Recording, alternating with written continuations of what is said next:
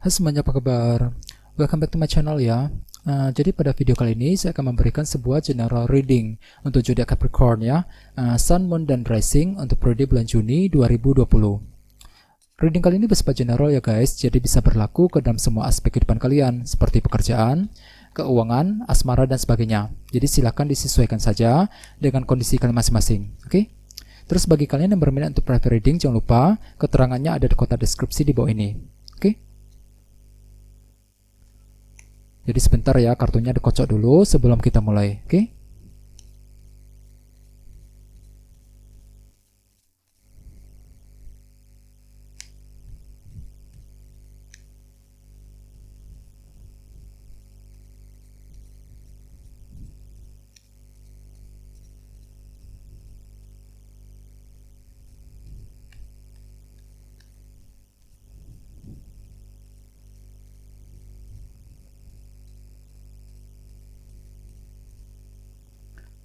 Oke.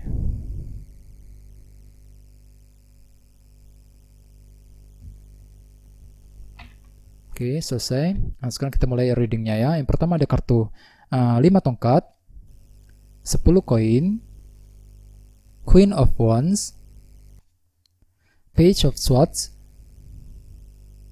4 koin, The Sun,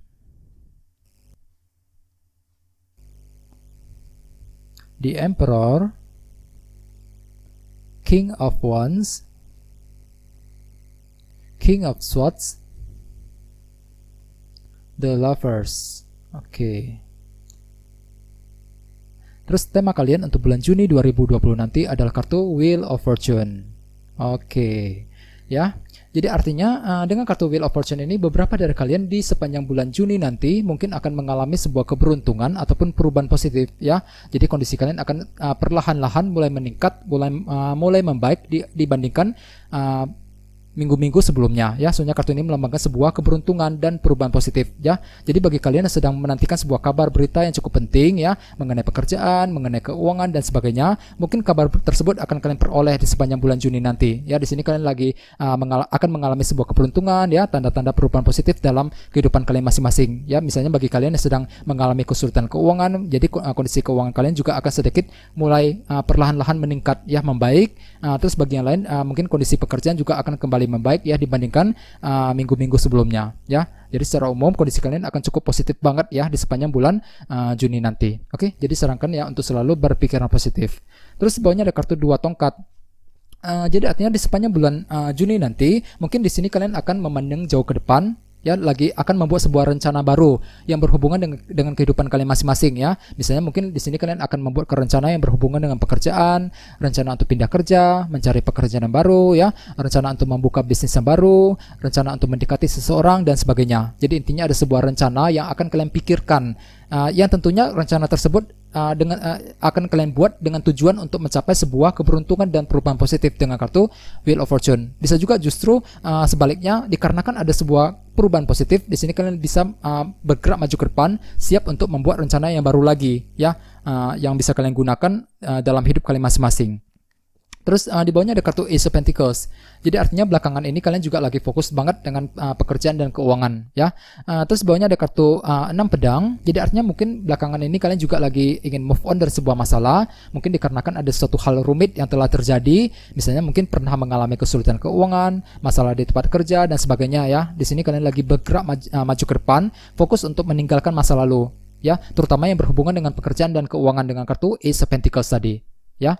Jadi disarankan banget ya untuk selalu bersabar dan berpikiran positif di sini. Oke. Terus di sini kita mulai dengan 2 kartu, 5 tongkat dan kartu 10 koin. Jadi kedua kartu ini akan menjadi energi kalian ya di minggu pertama. Oke.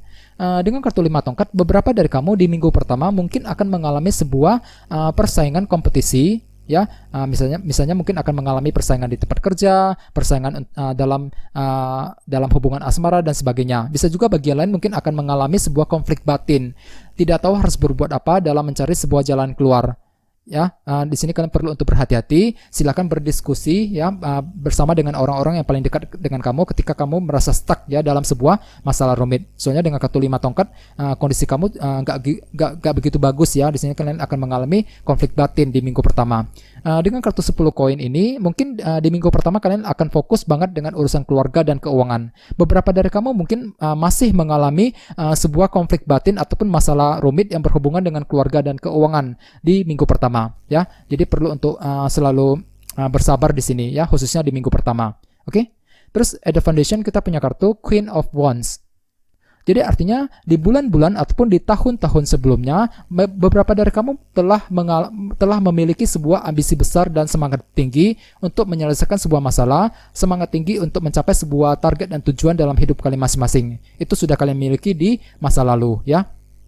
Terus at the recent past kita punya kartu Page of Swords. Jadi artinya di sepanjang bulan Mei kemarin, beberapa dari kamu mungkin serba merasa ragu-ragu. Misalnya mungkin lagi meragukan diri sendiri, lagi meragukan seseorang ya. Bisa juga bagian lain mungkin sedang meragukan pasangan, meragukan seorang teman. Bisa juga bagian lain mungkin lagi meragukan apakah bisa mencapai sebuah target apa enggak nantinya. Ini sudah kalian alami di sepanjang bulan Mei kemarin. Ya, misalnya bagi yang sedang bekerja ataupun yang sedang menjalankan usaha, mungkin di sini kalian telah merasa ragu-ragu dalam bertindak ataupun dalam mengambil keputusan di dalam bulan Mei kemarin, ya. Terus di sebelah atas kita punya kartu 4 koin. Jadi artinya di antara minggu pertama menuju minggu kedua, beberapa dari kamu mungkin akan menantikan sebuah kabar berita yang cukup penting. Di sini kalian lagi berada di sebuah proses penantian mengenai sesuatu hal. Misalnya mungkin akan menantikan sebuah kabar mengenai pekerjaan, mengenai keuangan dan sebagainya. Ya, ini akan terjadi di antara minggu pertama menuju minggu kedua. Terus energi kalian di minggu kedua adalah kartu The Sun. Beberapa dari kamu mungkin sedang berhubungan dengan zodiak Leo di sini ya. Terus bagian lain ini energi kamu sendiri. Jadi artinya di minggu kedua kalian akan mengalami sebuah kejadian yang cukup yang akan membuat kamu merasa senang banget ya. Soalnya kartu ini melambangkan kebahagiaan dan kepuasan dalam hati. Sesuai dengan tema utama kalian juga kartunya Wheel of Fortune ya. Di sini kalian akan mungkin akan menikmati sebuah keberuntungan dan perubahan positif yang cukup bagus banget ya. Mungkin akan terjadi di minggu kedua yang nantinya akan membuat kamu merasa senang banget dengan kartu The Sun di sini ya. Bagi yang lain mungkin akan mendapatkan sebuah kejelasan baru, misalnya mungkin mendapatkan kejelasan mengenai pekerjaan, mengenai asmara dan sebagainya. Di sini kalian bisa melihat dengan lebih jelas dan lebih jernih kembali ya mengenai situasi rumit yang telah terjadi akhir-akhir ini. Mungkin dari minggu pertama tadi ya dengan kartu 5 tongkat. Oke. Terus energi kalian di minggu ketiga adalah kartu The Emperor. Beberapa dari kalian mungkin lagi berhubungan dengan zodiak Aries di sini, ya. Terus bagian lain dengan kartu The Emperor ini, di minggu ketiga kalian lagi fokus untuk mengendalikan situasi dalam hidup kalian masing-masing.